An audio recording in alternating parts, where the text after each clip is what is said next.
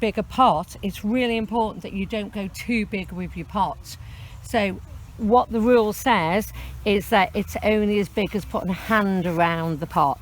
So if you see the size of that, and that's then going to go into this pot. Again, I've lined up this one, so this one is going into that size pot, and I've done the same with this one, and that's going into that size pot. So all I'm going to do, if I do this one, is I'm just going to put some peat-free compost into the bottom. We've run out of our own compost, so we've had to buy some peat-free compost instead to use that. So if you just hold it and lean it to one side, you can see its roots are coming out.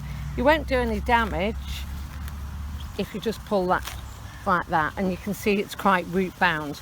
So what you need to do is tease these out a bit before you put it in,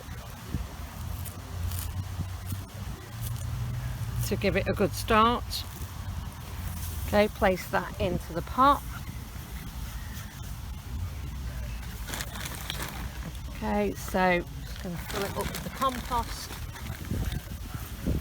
around.